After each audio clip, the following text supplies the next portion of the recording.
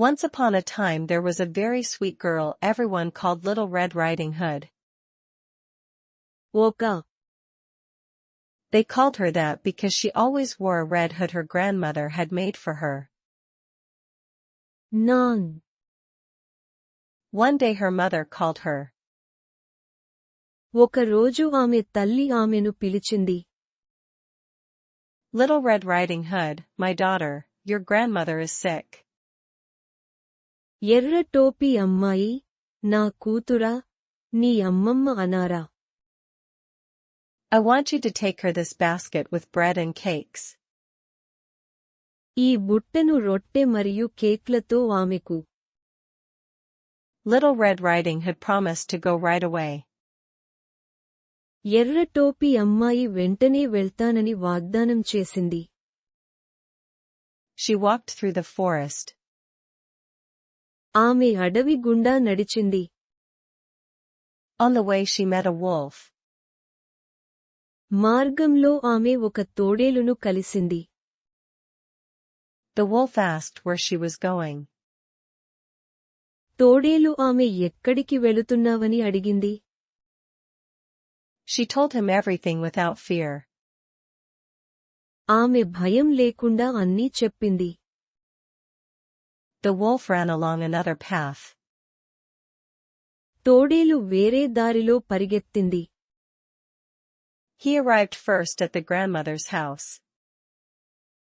అది ముందుగా అమ్మమ్మ ఇంటి దగ్గరికి చేరింది. When Little Red Riding Hood arrived, the door was open. ఎర్ర టోపీ అమ్మాయి చేరేసరికి తలుపు తెరిచి ఉంది. She went inside. ఆమె లోపలికి వెళ్ళింది. She saw her grandmother in bed. ఆమె తన అమ్మమ్మను మంచం మీద చూసింది. Grandmother, what big eyes you have. అమ్మమ్మ, నీ కళ్ళు ఎంత పెద్దవిగా ఉన్నాయి. They are to see you better, said the wolf. నిన్ను బాగా చూడడానికి అని తోడేలు చెప్పింది. Grandmother, what big teeth you have.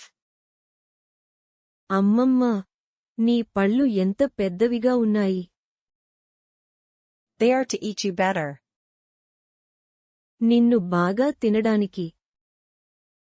The wolf jumped out of bed. తోడేలు మంచం మీద నుండి దూకింది. At that moment a hunter arrived. ఆ సమయంలో ఒక వేటగాడు వచ్చాడు. The hunter chased the wolf away. వేటగాడు తోడేలును తరిమివేశాడు. He saved Little Red Riding Hood and her grandmother. అతను ఎర్ర టోపీ అమ్మాయిని మరియు ఆమె అమ్మమ్మను రక్షించాడు. From that day on she learned not to speak to strangers. ఆ రోజు నుండి ఆమె అపరిచితులతో మాట్లాడకూడదని నేర్చు.